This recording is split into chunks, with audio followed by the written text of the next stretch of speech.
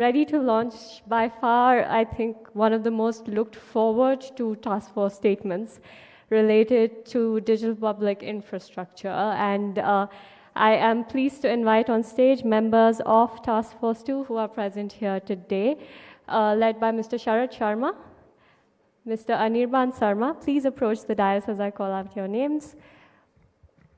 Ms. Astha Kapoor, Ms. Manjeet Kriplani, Ms. Stephanie Dipuin, Ms. Paul Sampson, Mr. Paul Sampson, Aaron Watson, Mr. Ambu Mozi, Mr. Suhono, Ms. Baratang Mia, Mr. Parminderjeet Singh, Mr. Venkatesh Hariharan, and Ms. Yonjong Park.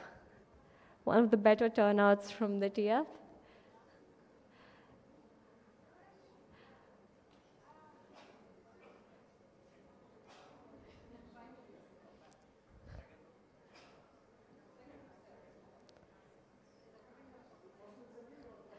Shimona, stop coordinating till the last minute. Please join them.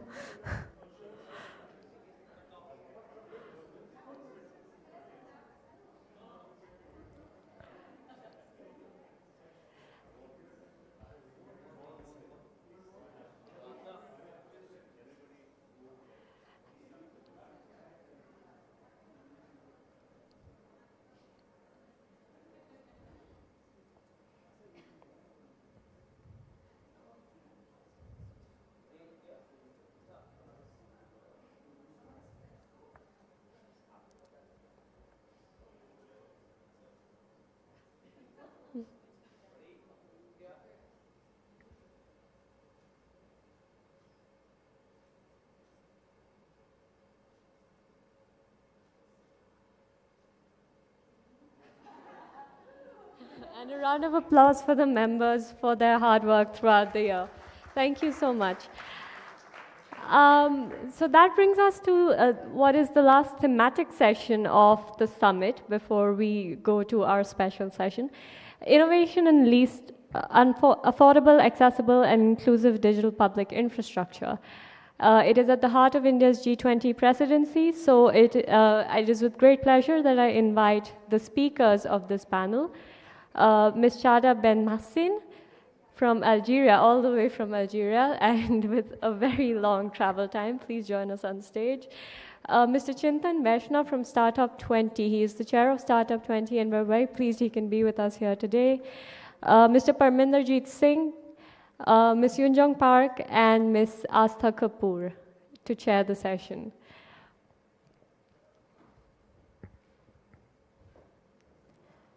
Ms. Kapoor, your panel.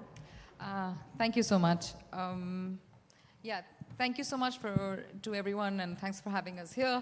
We've had the last 8 months being quite a turbulent discussion within the task force, and some of the members of the task force who are with me today can probably testify to it. It's also been a really interesting time for DPI under India's presidency of the G20, because as some of you may have been tracking, the DPI, or digital public infrastructure, has found its way into multiple diplomatic declarations, whether it's with the EU, India's declaration with the EU, with the United States, with France. Everywhere there's this great amount of enthusiasm to build and deploy DPI together. So what we are going to try to understand in today's conversation, and also what we've attempted to do with the task force report, is to see what are affordable, accessible, and inclusive digital public infrastructure, which was the overarching theme for our task force.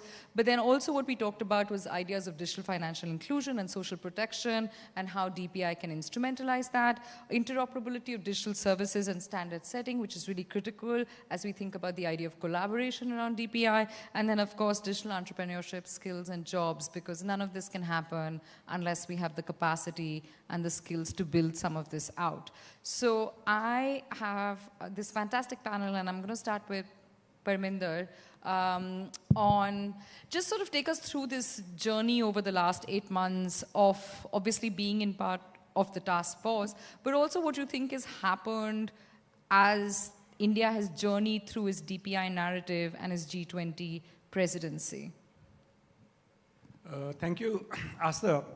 I think the journey in the task force actually reflects the journey of understanding the digital society. And there are typically two kinds of people in these conversations. One kind who believe that nothing has changed and more or less everything is the same. And there's other, which I call digital exceptionalism kinds, most digital activists who think everything has fundamentally changed.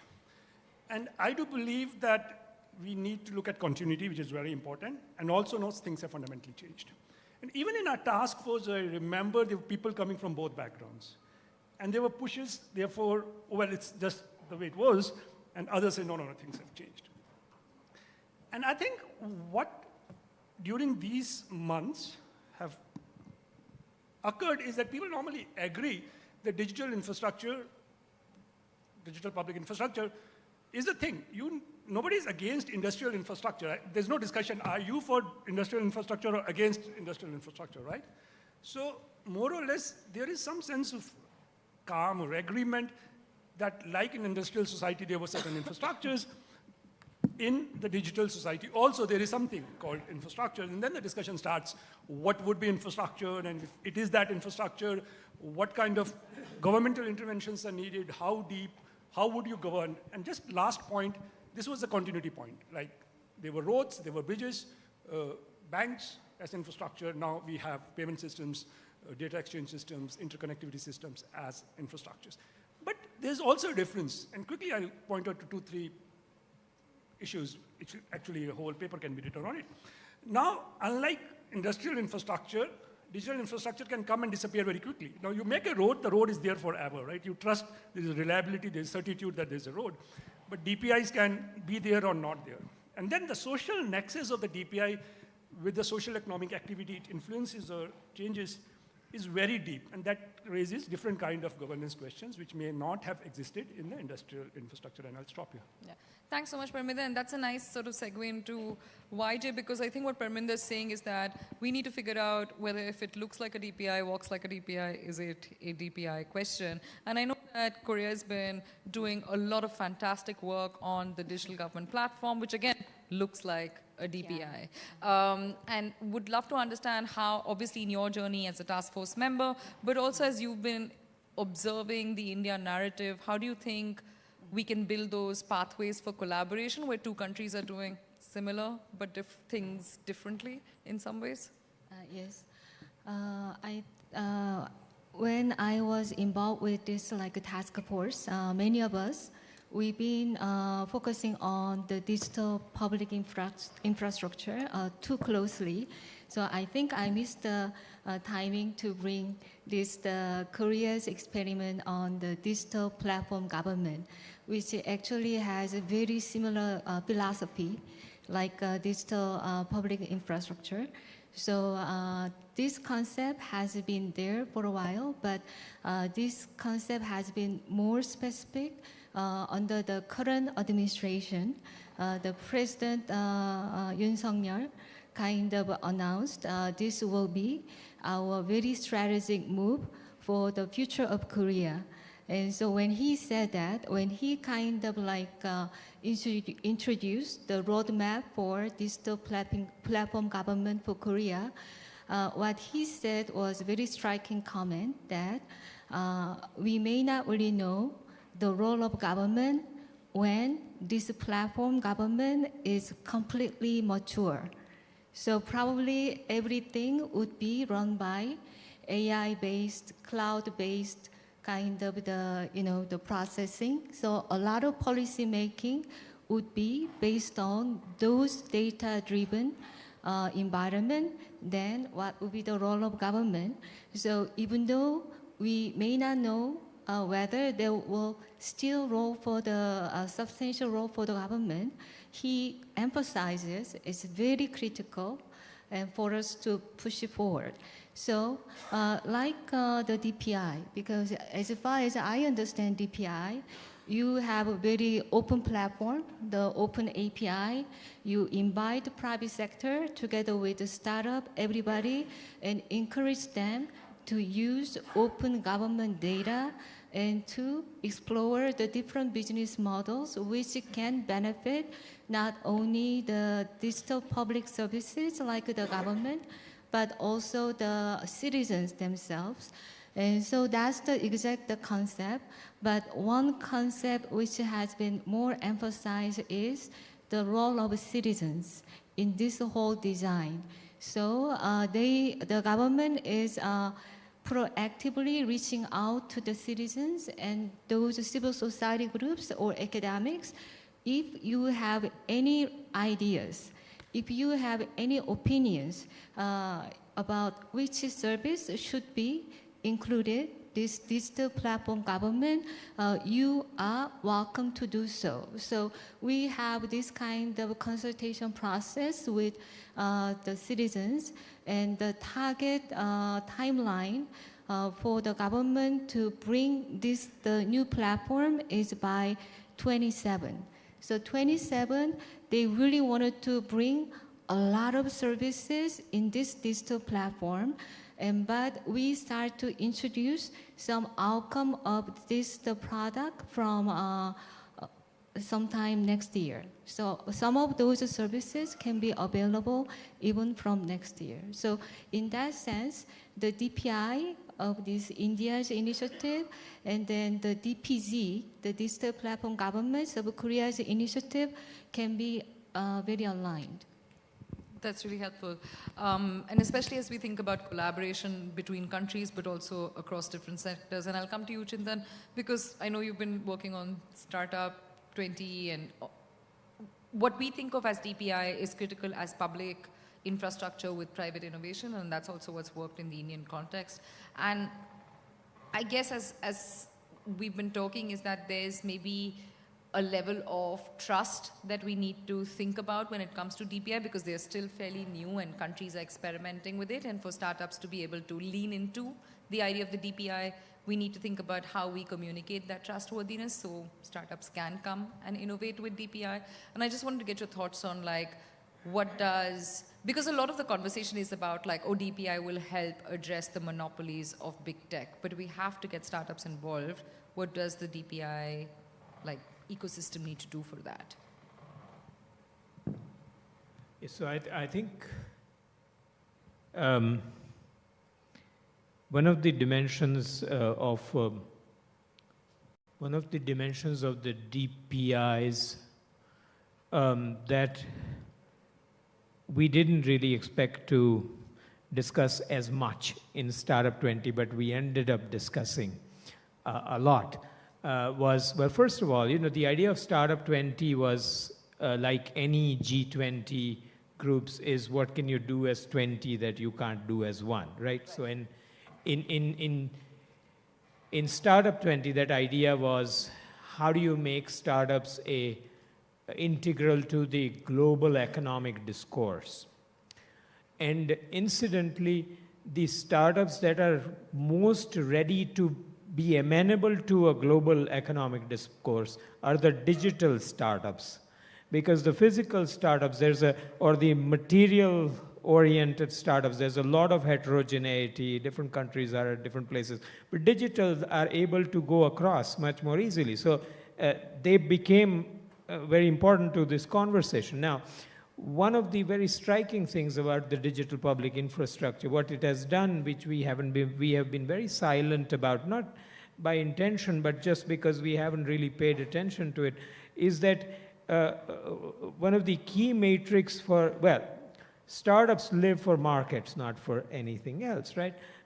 One of the key metrics for being successful in the market is to have as low as possible the cost of customer acquisition. And digital public infrastructure in India, for example, all things considered, has really dramatically reduced the cost of customer acquisition, which is very striking for a digital startup coming from the outside into India. When it begins to make the business sense, then the trust becomes in some ways secondary in that, unless there's a great deal of distrust, which there isn't. So in that sense, I think it is something that we really have to first acknowledge. Second, it will allow nations that have strong digital public infrastructure to attract digital startups because their business case is stronger. And this is one reason, a very pragmatic reason, to take such an infrastructure forward in this, from the perspective of the startup land.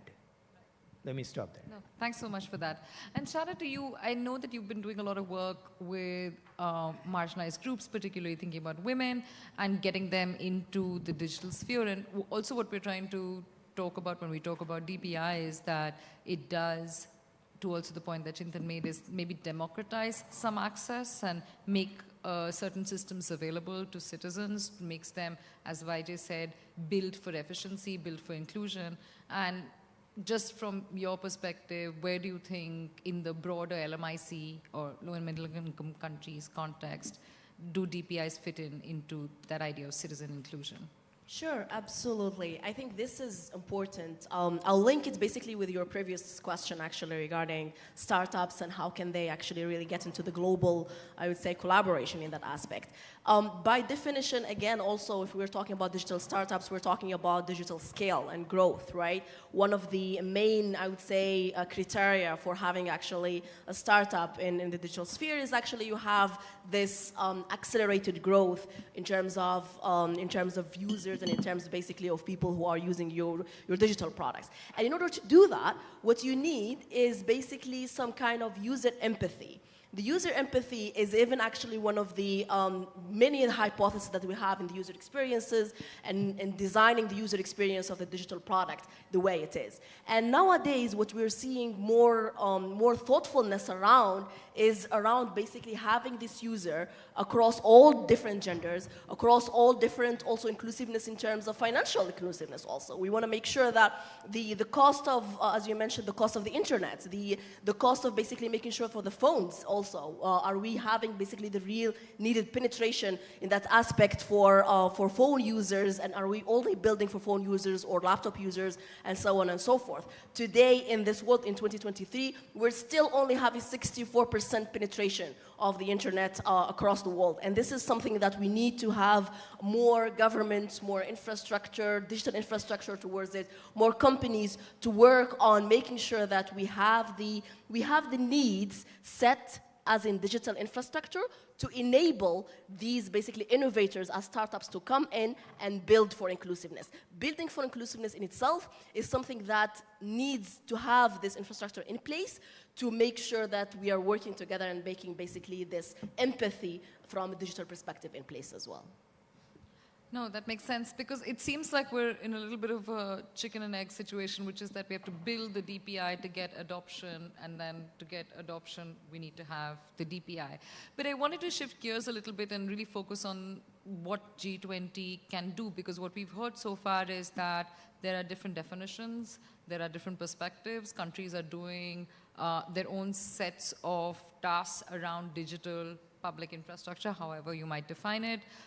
There is some value add for citizens and startups, but also how do we get them to adopt this more? So to you, Parminder, you know, as we sort of wind down the T20 engagement,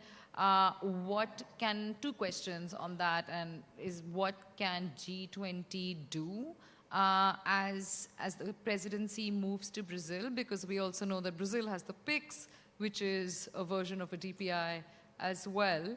And then also, how do we stay with this DPI conversation in the agenda?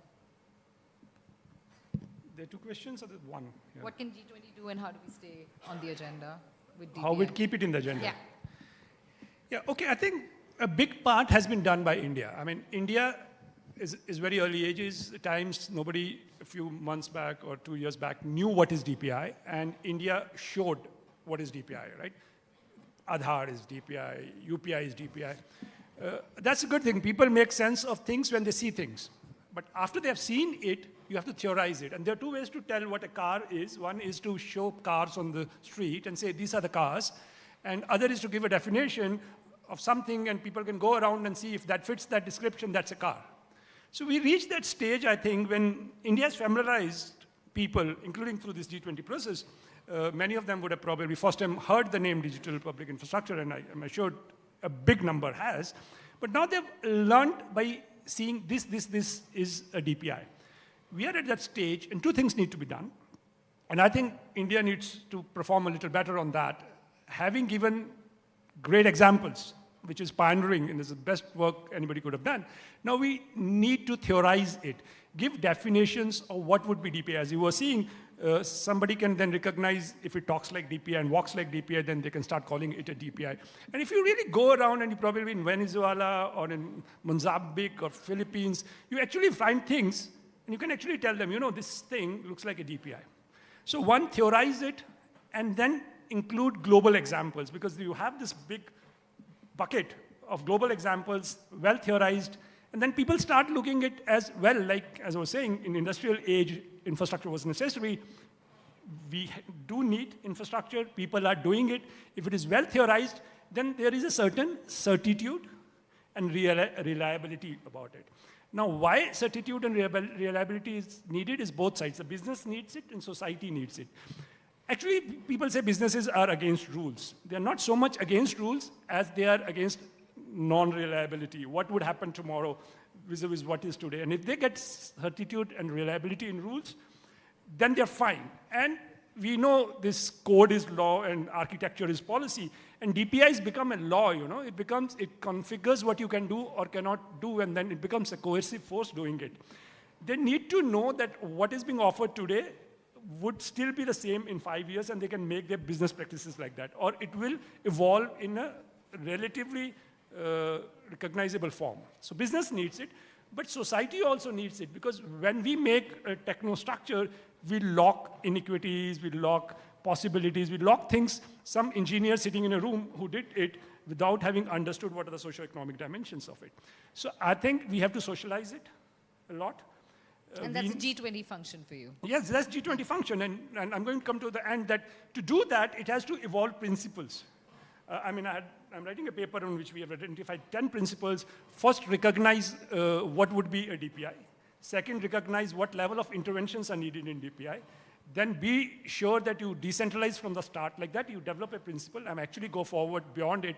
And I think there should be a framework law in soon on DPIs, about what generally DPIs would be. So there is a certitude both for business and the society. And within that framework law, then sectoral DPIs can make their sectoral laws.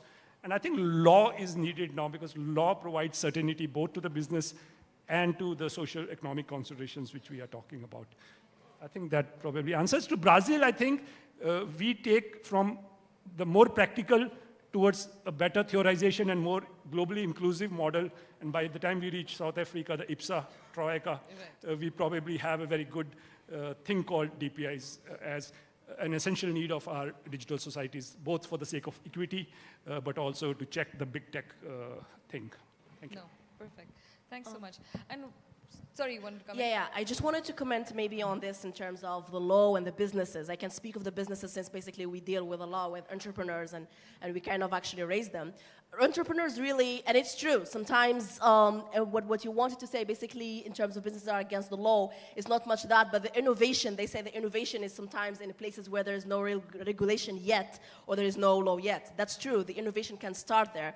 But what also the entrepreneurs are looking for, the uncertainty that would help them have the analytics certainty as well for their own businesses. At the end of the day, they are there actually for profit, and profit needs data.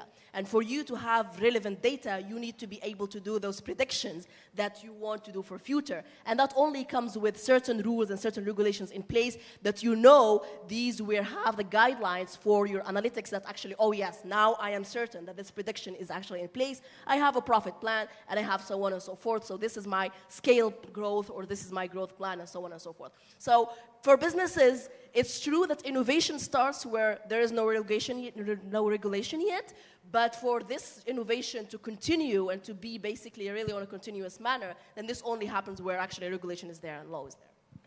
No, that makes sense, and I think what we're also trying to grapple with is how do we govern DPI, which are anchored around principles of openness and interoperability, because we also want to create that space of innovation, of collaboration, but then also make sure that we follow the principles of do no harm and allow for inclusivity.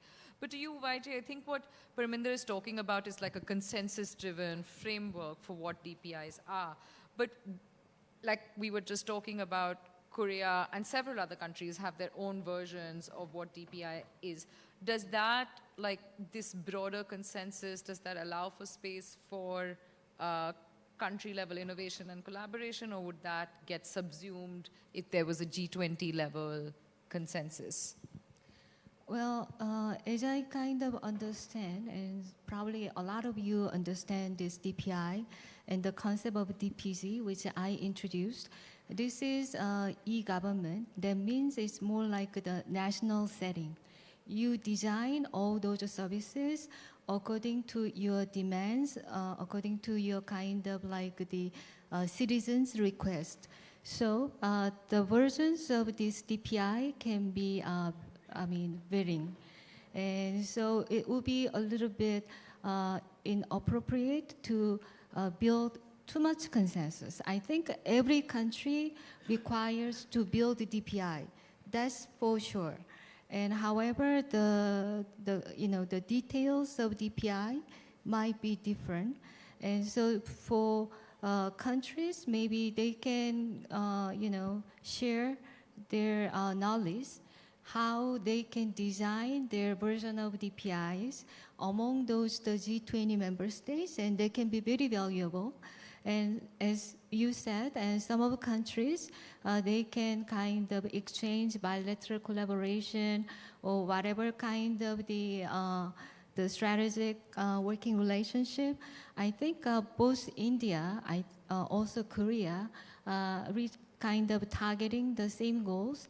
You really wanted to build a very well-designed these DPI mechanisms or digital platform government, and you wanted to promote that concept to not only the G20 members, but also many other states who are interested in adopting that kind of the models. And so it can be kind of a lot of innovation and competitions are associated with the process. And so probably that's the role for the G20. Maybe all those member states who are interested in pursuing this direction can do that. But the reason why we had some difficulties of, for example, like at DEWG, Digital Economic Working Group, was because of this terminology of the public. Because some countries, somehow they had issues with this public part, because a lot of their infrastructure has been already set up by their private sectors, so they had those issues. So probably that's the kind of the negotiation we can go through down the road. Oh, that's helpful. And Chintan, as you represent the private part of this conversation as well, to understand, like, is there that tussle between the public and the private, and also what does that mean for the Startup 20 and the G20 process, and as we think about the adoption of DPI, because we've done a lot of the thinking, and I agree with Parminder that there's some more theorizing required, but we definitely need to start moving towards the question of how do we build for adoption, and how do we drive adoption? Yeah. I think this is a very rich conversation, by the way, and the questions you're asking making me think of several things. I think there's one aspect, I mean, you already used the word principles, which already abstracts this, abstracts us a level little higher than exact designs, but it occurs to me that there's an analogous problem that we had to deal with in Startup 20. For example, startups, the way that animal is defined in different jurisdictions is different slightly, because that definition really is from the perspective of their industrial legacy as to what is it that you're trying to protect initially. When there's less regulation, there's the penetration of these new types of entities. We realize that getting to a single definition is not possible, but getting to a framework that defines this startup is possible. So we sort of we went a step higher. We said that if you, based on the type of legal entity, the age, the size, the scalability, and the innovation, if you take that, and then each dimension has multiple options. If you take that perspective, then all definitions can be accommodated, first of all. You can begin to delineate what is a traditional MSME versus a startup. In other words, when you begin to think about sort of scalability and innovation, that is not a mom and pop shop anymore, for example. Similarly, I think the DPI question is going to be that what are the principles of designing this? Individual DPI, that will classify something as a DPI. But then how do you make them interoperate? Because this is the India versus South Korea, et cetera, right? This is not a new question. I mean, I think we have built systems that have this layered architecture for interoperation, et cetera. So, absolutely agree with that the legacy matters, because I think the more industrialized nations, their challenge is not in principle agreement to the utility of a DPI, but their challenge is to really implement it given their private sector legacy. I will stay away from using the word regulatory capture, but anyway. So there's some lessons here, because I think those are maybe because the unit of analysis in the startup land is just a startup at a time, and it's smaller and easier and faster moving, so you can track it better. Whereas here with DPIs, the scale is so humongous that you can't afford to make a mistake. No, agreed. No. And Chada, just to you, I mean, again, like what can G20 do? Because I understand that, you know, you've been also observing the process from the outside. And so what can the G20 process do to keep the conversation on DPI alive? I think the conversation is alive, and we need to, as you mentioned, keep it up. And for any conversation, usually actually to stay in there is basically to really enhance where are the areas of improvement, and really highlight those actually again and again, once for basically discussion and in terms of really looking into what are the possible solutions for it, but also to dig deeper into those actually issues and get into it. One of the issues you mentioned is adoption, and I want to dig deeper a little bit actually on this one. For me, adoption and to kind of like really get this DPI into more governments and to basically more into the world and solve more problems of the society, really the governments and the leaders have to solve for three main issues. First of all is basically, as we mentioned earlier, is the intuitiveness, making sure that this user experience is intuitive as much as possible, and that people of all backgrounds, of all layers, are able to actually access it. Again, you're not having a very niche market here. You're not solving for a specific persona as you usually do it in your own businesses, but you're really solving for all society, because DPI or the government services, as she mentioned earlier, everyone needs to use them at the end of the day. And if they don't feel that this is easier than going actually to the office and getting that paper, they're not going to do it. They're going to feel that this is actually more headache for me, so why go through that? So it's very important to have that kind of empathy with the user experience, that someone who is actually 15 years old, who is a digital native, who is Gen Z, can use it, but also someone who is 60 years old can actually also use it in a very, very easy manner and in an intuitive way. So that's the first one. The second one is actually reliability. Reliability builds trust. And that trust between the users and between the government or the builders is very important. And this is something that actually ensures the long-term running. This is not a project that actually we want to have it for like just 1 year or 2 years or 5 years.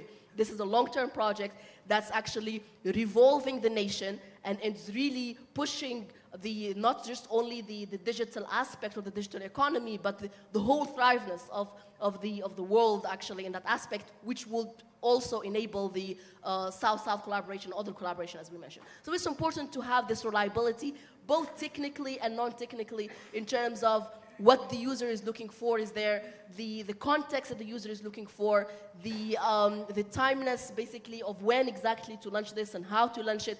All of that is very important, because that's what builds the trust the trust capital, I call it, that actually the user comes back to you and use it again.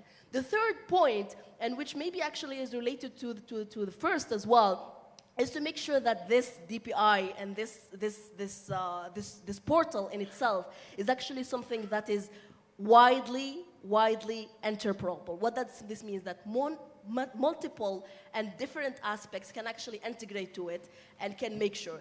This is what happens, what actually is what she mentions earlier is about the Korean and the Indian collaboration. This what enables someone actually can use the Indian DPI for something else. When you don't build from scratch, when you build from something that actually is already there, and when you have this integration open and those API, that's when innovation comes in. That's really where entrepreneurs, startups, public sector, private sector, all of them together are able to easily find the ways of innovation in there. Because when you built it, you already built it on something that's actually by nature and by default is integratable, I would say. So those are the main points in that. And just on interoperability, I mean, India's DPIs are built for interoperability and extensibility, and so that's something that's definitely been embedded. I'm determined to take questions from the audience because I know the last few panels have run short on time. So this is the time for any questions from the audiences, if there are. Yeah.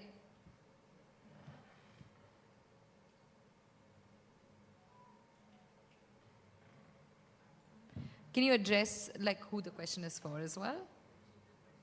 For Chintan, I think, but the mic isn't working.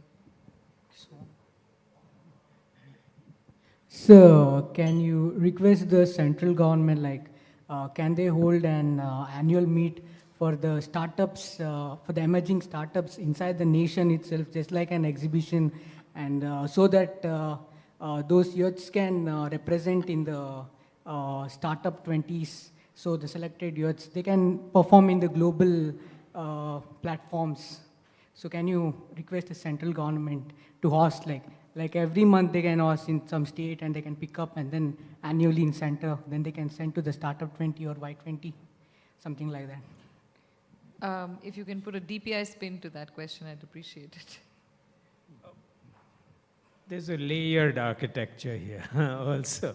In the sense, answer is yes. I think this is already going to happen from next year. I mean, this year it happened under various, say, Startup 20 had a large international startup conclave. But the proposal now, which will be carried out by the office that I represent, the Atal Innovation Mission, is to do an annual startup conclave, which will be international. The idea is to design it such that it is at three levels. So local startup type of events, followed by state level startup events, followed by that national, that international one. So that's how it's going to be designed. So already in works, but thank you. Yeah. No, sir, thank you. Great. Any other DPI related questions, please?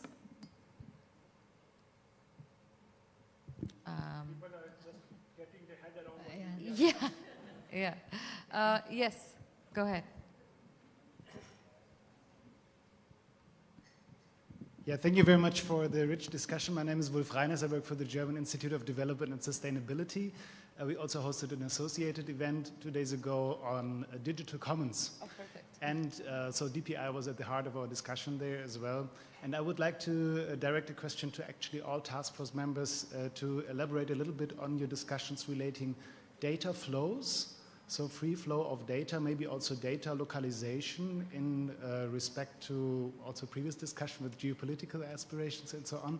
But given that DPI, the DPI example and India's offering, key offering, as it says for the G20, what comes with this dimension, right? So where does the data sit?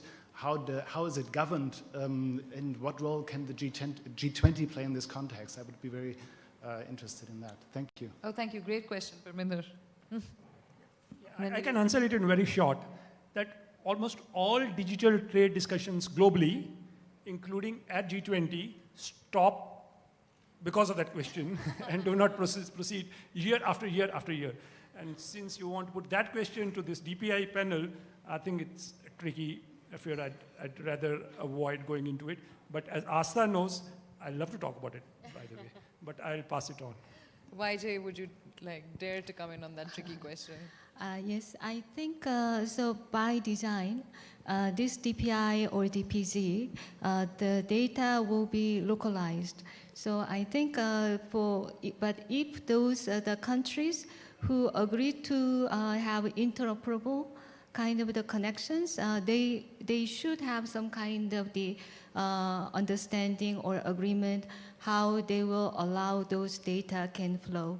But taking advantage of this, I wanted to kind of the the ambassador of the India, who are based in Korea, met with the chairman of the digital platform government several weeks ago. And so indeed, those two countries started to explore how we can work together. And so the Indian ambassador in Korea invited the chairman of the digital platform government. And so there will be a lot of some kind of dialogue between two countries who are seeking very similar, the digital public services. And then the one more thing, I think probably Paminda can understand where I'm coming from, because we've been working on the internet governance for many years. In that domain, we had a lot of struggle of what could be the role of government and what could be the role of private sector, what could be the role of the citizens and civil societies, especially when we understand how internet or digital society should be governed. And now I think those governments started to wake up. So when we discussed this internet governance, and of course it is a very private sector oriented multi-stakeholder principle. And this is all about multi-stakeholderism. And the previous session was about multilateralism, where they didn't even consider other stakeholders that much. But in the context of a multi-stakeholder, we really have to find the balance.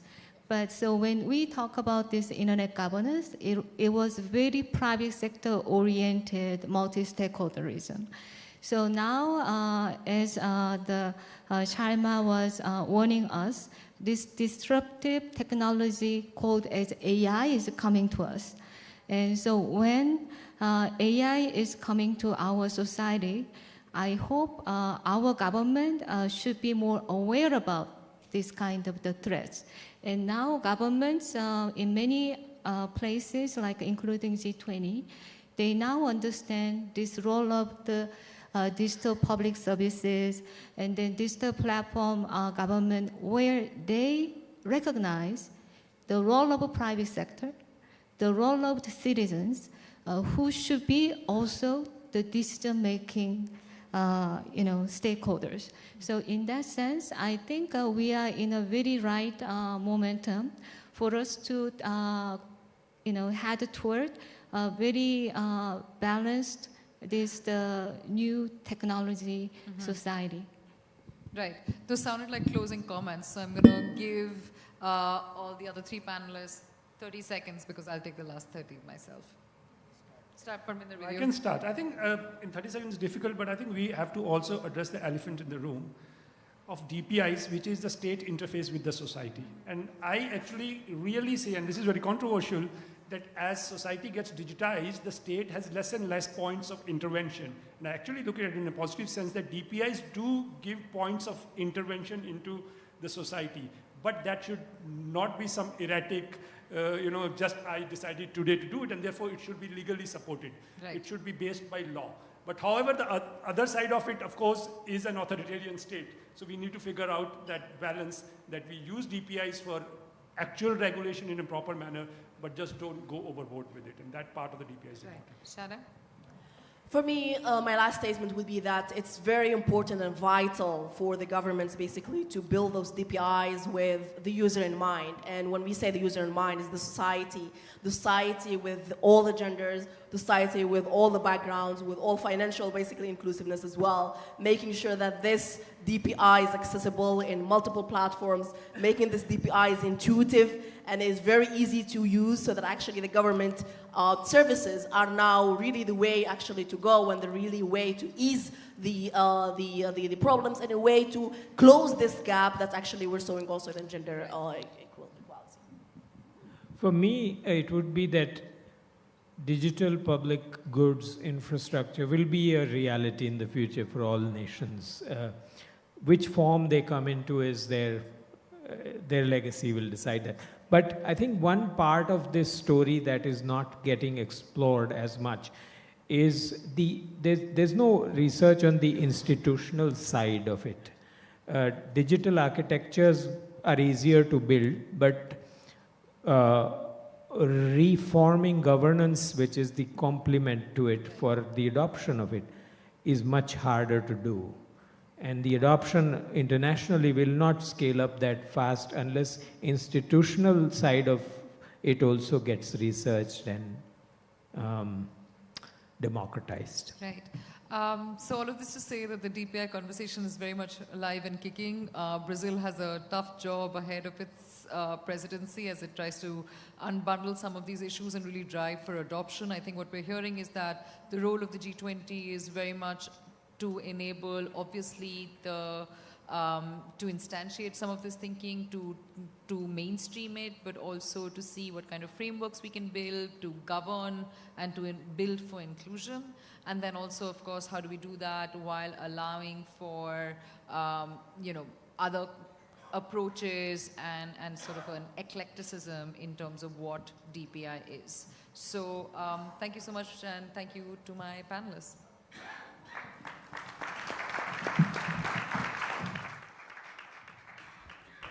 Thank you so much, panelists, for a very exciting discussion. May I request you to step forward for a group photograph?